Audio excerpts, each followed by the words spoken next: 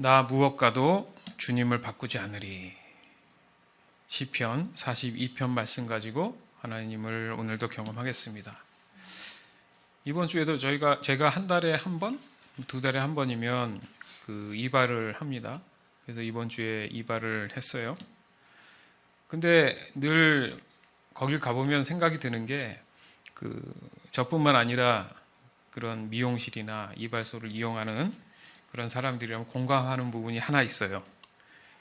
손님하고 또 머리를 이렇게 만져주시는 그분하고 자연스럽게 뭔가 대화를 나누는 걸 볼 수 있습니다. 주제는 정해져 있지 않는데 보면 각 분야의 여러 가지 얘기들을 자연스럽게 나누죠. 이번에도 특별할 것 없이 자연스럽게 간단한 주제에 대해서 얘기가 됐어요. 저는 가면 거의 얘기를 하지 않지만 이제 그분이 어떤 얘기를 했는데 그곳에 이제 설치된 TV에서 어떤 내용이 나왔는데 한국의 유명한 어떤 분이 결혼을 했나 보죠. 그래서 신혼 생활에 대한 그런 얘기들을 이렇게 하는 다큐 프로 비슷한 게 나왔어요. 그러니까 그런 걸 보면 사람들이 이제 어떤 좀 이렇게 깨알 같은 그런 신혼 생활에 대한 재미를 느끼지 않습니까? 그런데 의외로 제 머리를 이제 깎아주시는 분이 이런 말을 해요. 참 좋을 때다, 이렇게. 그런데 더 살아봐야 인생의 참맛을 알겠지요? 이렇게 얘기를 하는 거예요. 결혼이라는 것이 그렇게 쉬운 선택이 아닌데, 참 그런 거 보면 알고 보면 못할 수도 있겠어요. 이렇게까지 얘기를 하시더라고요. 늘 봄날이 아니고 봄날만 있는 게 아니라는 얘기도 이렇게 주절주절 하시면서 생각해 보면 수많은 이 지구상에 태어나는 사람들이 확률적으로 그렇게 쉽게 태어나는 게 사실 아니잖아요. 그렇게 다들 알고 있는데 그럼에도 불구하고 참 인생으로 태어났다는 것 자체가 고통이 아니겠습니까? 이렇게 얘기를 하는 거예요. 저는 사실 아무런 답을 하지 않았습니다. 그러나 마음으로는 하고 싶은 말이 있었죠. 지금 많이 힘드신가 봅니다. 라는 질문을 사실은 하고 싶었습니다. 그렇잖아요. 말이 다 부정적이잖아요, 지금. 이제 그분 나름대로 자기 가족사를 자연스럽게 얘기를 하시는 편이에요. 가끔 이제 머리를 하러 가다 보면. 그러니까 들어보면 일반적인 가정, 특별히 다른 점이 없다라는 생각이 늘 듭니다. 그런데 그것 하나로만은 채워지지 않는 뭔가가 있나 봐요, 그분한테. 늘 공허하고 허전함과 허무가 찾아오는지도 잘 모르겠어요. 왜요? 일상적으로 매일 와서 이제 남의 머리를 깎아주고 이게 이제 반복이 되다 보니 그럴지 몰라도 가족에게 느끼는 것에 대한 어떤 채워짐이 없는지 그런 얘기를 의외로 하시는 거예요. 그러니까 적어도 우리가 살고 있는 이 세상은 나의 개인적인 마음 어떤 깊은 곳까지 참 만족이나 행복을 주지 못하는 게 확실하구나. 그죠? 네. 그래서 사람들이 만들어낸 아이디어가 바로 세상살이에 있어서의 부귀영화라는 거죠. 그러니까 많은 것을 가질 수만 있다면 이 우주 같은 나의 마음을 모두 채우지 않을까라는 스스로의 확신을 갖는 거죠. 즉 내가 어딘가에는 하나님처럼 돼서 모든 것을 좀 조정하고 싶다 이런 생각이 든다는 거죠. 그러니까 이게 조정의 심리가 있습니다. 그 본능이죠. 그러니까 마음대로 했을 때 오는 만족감과 자유함. 그러니까 내가 내 마음대로 하지 못해서 힘들어하잖아요, 사람들은. 그것을 마음대로 하기 위해서는 내가 어떤 많이 갖는 권력을 갖고 있어야 된다. 이런 마음들이 든다는 거죠.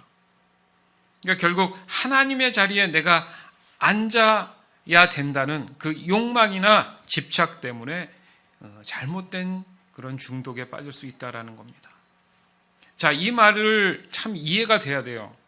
좀 뭔가 삶에 우리가 적용이 돼야 된다는 건데 왜냐하면 이 문제가 바로 인류 역사의 치명적인 오류인 죄를 생산해내는 결과적인 그런 이유가 있기 때문에 그래요. 여러분은 이 문제에 대해서 분명히 늘 항상 귀담아 듣고 고민하고 기도해야 되는 겁니다.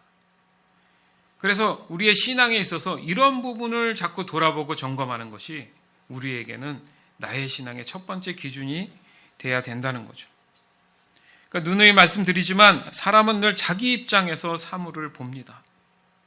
그러니까 그 정도의 차이에 따라서 상당 부분 해석이 달라지는 경험들을 많이 한다는 거예요. 여기서 자기 입장이라는 것이 바로 자기 중심적인 기준의 양이 되는 거예요. 그러니까 그 기준의 양이 심하면 심할수록 절대 다른 사람에 대한 것들이 배려할 공간이 없다라는 거죠. 자기의 주장이나 생각이나 경험들만이 고집되기 때문에 안타깝게도 스스로가 자신이 그런 것에 대해서 인지하지 못하는 경우가 많다는 거죠. 그러나 한 가지 알아야 할 것은 하나님은 우리 자신의 중심을 먼저 보시고 판단하신다는 말씀이에요.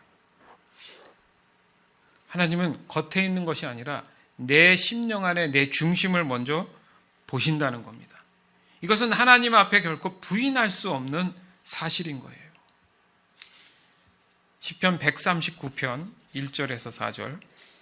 여호와여, 주께서 지금까지 나를 살피셨으니 주는 나를 알고 계십니다.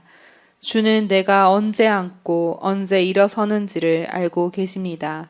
주는 멀리서도 나의 생각들을 아십니다. 주는 내가 나가고 눕는 것을 아십니다. 주는 나의 모든 길에 대해 잘 알고 계십니다. 내가 무슨 말을 하려는지 여호와여, 주는 그것을 다 알고 계십니다. 아멘. 이렇게 말씀하시잖아요. 여러분, 요즘 CCTV가 대세입니다. 뭐 좋다는 의미보다 왜 범인 검거율이 이 CCTV가 있는 이후로 상당히 높아졌죠. 그죠?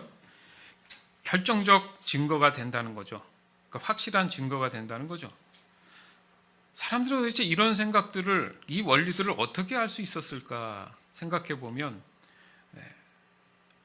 하나님의 갖고 계셨던 이런 부분들을 응용하지 않았을까 이런 생각을 해봐요. 근데 마치 누군가가 나를 지켜본다는 생각을 해보면 약간 기분이 이상하지 않겠습니까?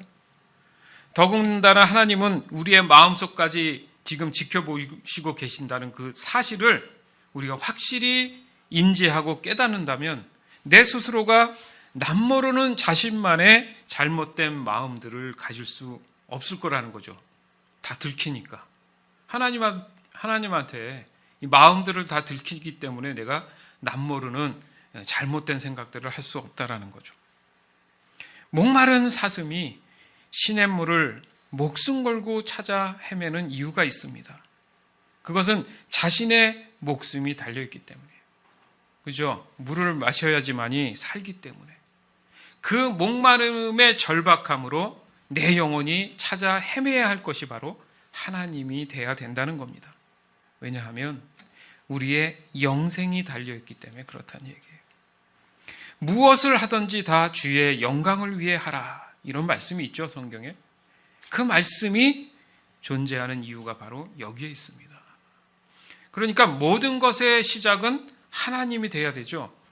당연히 과정도 그렇고 마지막도 하나님이 돼야 할 줄 믿습니다. 내 자신이 돼서는 안 된다는 얘기죠. 그럼에도 불구하고 교회들이나 성도들은 세상과의 타협을 일삼고 입으로 그냥 행위로만 하나님을 말하기 때문에 더욱 교회들이 지금 힘들어가고 있는 것은 사실입니다. 그 첫 번째 원인이 바로 나 무엇과도 주님을 쉽게 바꾸기 때문에 그래요.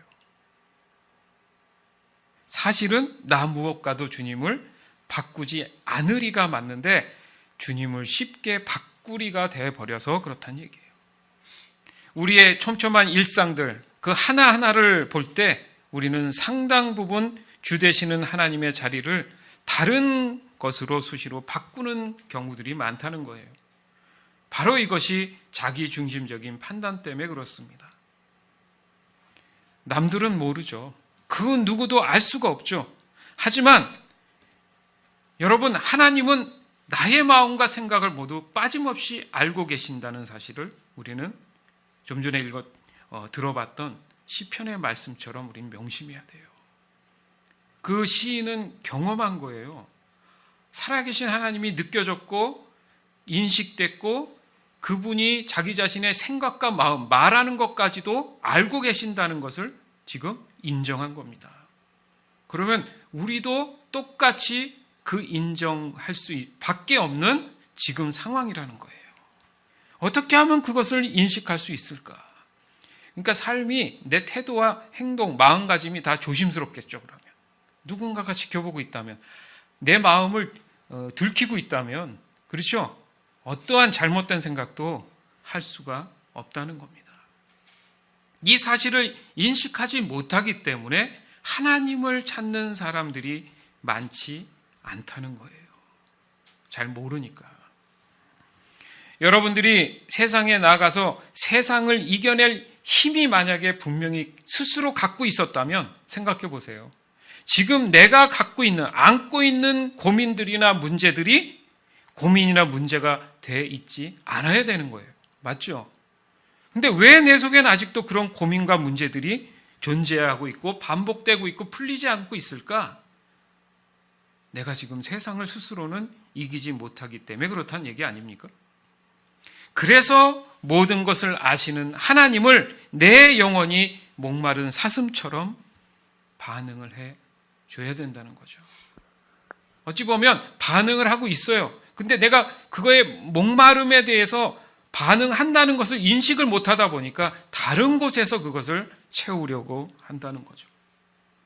시편 42편 1절에서 4절. 목마른 사슴이 시냇물을 찾아 헤매이듯이 오 하나님이시여 내 영혼이 주를 찾아 헤매입니다. 내가 살아계신 하나님을 애타게 그리워합니다. 언제 내가 하나님을 만나러 갈 수 있겠습니까? 낮이면 낮마다 밤이면 밤마다 내 눈물이 양식이 되었습니다. 사람들은 언제나 내게 말합니다. 너의 하나님이 어디 있지? 지난 일들을 생각하면 할수록 내 가슴이 찢어집니다.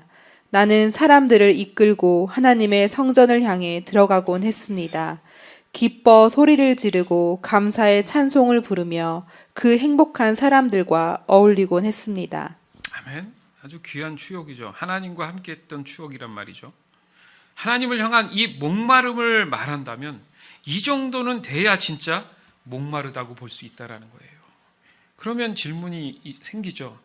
지금 여러분은 어느 정도로 하나님 앞에 이 목마름으로 찾고 있는지 말입니다. 그 정도에 따라서 나 무엇과도 주님을 바꾸지 않으리 라는 찬양, 그 찬양이 자신의 진정한 신앙 고백이 될 수 있다라는 거예요. 우리의 영혼의 목마름은 그리스도인이 가지고 있는 그 믿음의 갈등에서 오는 반응입니다. 우리 삶 자체가 믿음의 갈등의 반복이잖아요. 이미 구원받은 사람으로서 세상에 속할 수 없지만 세상과 공유하면서 살아가야 되잖아요. 어떻게 보면 남들보다 2배 이상으로 몸부림치며 구별되어야 하는 그 긴장감이라는 것 때문에 때론 얼마나 스트레스가 되는지 몰라요. 이것도 아니고 저것도 아니고 이걸 어떻게 하란 말인가? 이런 믿음의 갈등이 있단 말이죠. 근데 그거는 잘못된 게 아니에요. 갈등한다는 자체는 내가 은혜입니다. 세상 사람들은 갈등 안 하잖아요. 그냥 그렇게 사는 거라고 생각하지만 내 마음에 이건 아닌 것 같아. 내가 하나님을 더 찾아야지. 이런 마음들, 거룩한 그 부담은 사실 감사하지만 스트레스는 사실 스트레스라는 거죠. 그러나 성경은 말씀하십니다. 이 인생은 잠깐이라고. 우리의 구원은 하나님의 주권이라는 영역 안에 있기 때문에 조금만이라도 내가 하나님을 알려고 목말라 한다면 반드시 그 스트레스는 구별된 삶으로 성령 하나님이 이끌어 주신다는 거예요. 이 세상이 이겨내는 그리스도인들의 유일하게 가지는 방법이 바로 이것이라는 겁니다. 그럴 때 오늘 본문의 시인처럼 동일하게 하나님을 구하게 된다는 거예요. 이 유일한 방법마저 받아들이지 못한다면 여전히 세상 안에서 믿음의 갈등으로 인한 스트레스가 계속 가중될 뿐이라는 거예요. 따라서 그럴 때를 위해 오늘 이 말씀이 있음을 하나님께 우리는 감사해야 돼요. 나 무엇과도 주님을 바꾸지 않으리 라는 이 찬양이 내 마음과 입술에서 떠나지 않기를 주님의 이름으로 축원합니다. 자, 시편 42편 5절에서 11절. 오, 내 영혼아, 어찌하여 슬퍼하는가? 왜 그렇게 속상해하는가?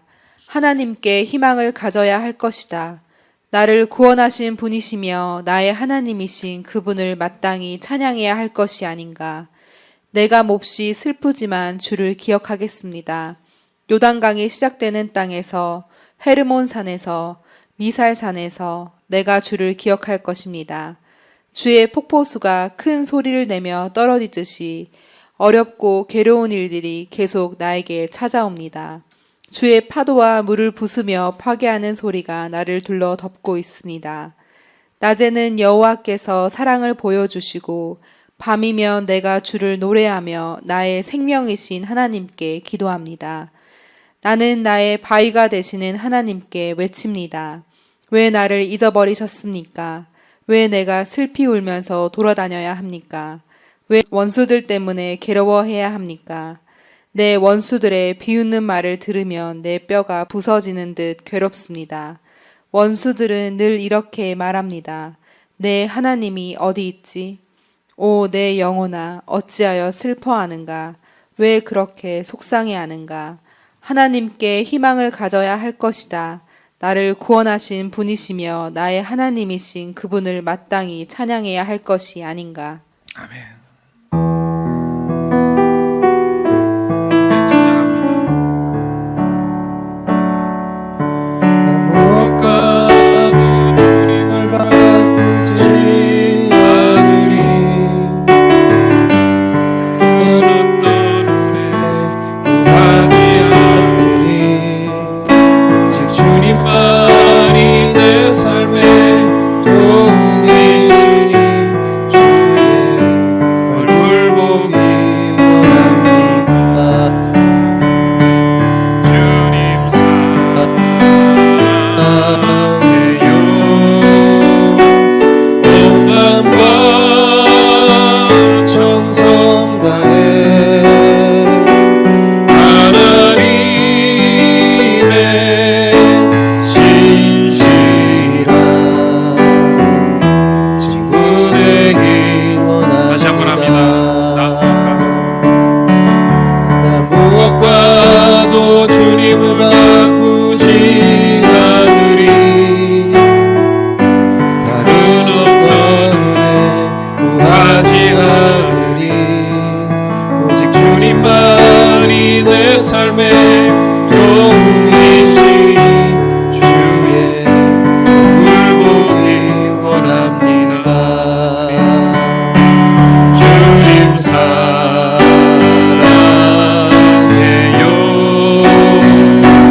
온 마음과 정성 다해 하나님의 신실한 친구 되기 원합니다.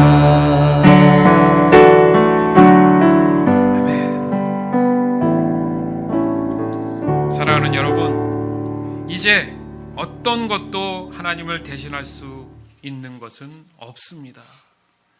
그 어떤 것도 말입니다. 다시 한번 말씀드립니다. 이 세상 어떤 것도 하나님을 대신할 수 있는 것은 없습니다. 그 어떤 것도 말입니다. 아멘. 여러분 삶의 매 순간마다 놓칠 수 있는 그 찰나의 순간이 바로 우리의 믿음의 갈등의 원인들이에요. 오늘 시편의 이 말씀처럼 그렇지 않습니까? 우리 스스로는 완벽할 수가 없어요. 완벽하지 못합니다. 오늘과 내일이 다를 수 있는 게 내 자신이에요.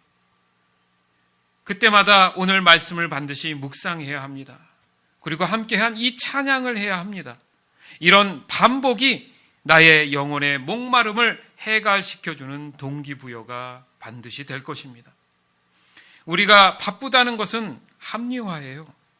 왜냐하면 내가 정말 진정으로 원하는 것은 무슨 수를 써서라도 하는 것이 사람이에요. 내 마음에 CCTV가 하나 달렸다고 생각해 보세요. 내 마음을 누군가가 다 찍고 있다고 생각한다면 나중에 변명할 수 없다라는 거죠. 결국 이 모든 것은 하나님이 아신다는 것이 우리에게는 핑계가 될 수 없다라는 증거가 됩니다. 따라서 믿음이라는 것은 바로 지금이 중요한 거예요. 지금 이 순간이 여러분에게 있어서 나 무엇과도 주님을 바꾸지 않으리라는 진심 어린 그 고백으로 모든 내 자신의 일상에 적용되어야 될 줄 믿습니다. 이것이 지금 우리에게 하나님이 원하시는 하나님의 뜻인 줄 믿습니다. 아멘.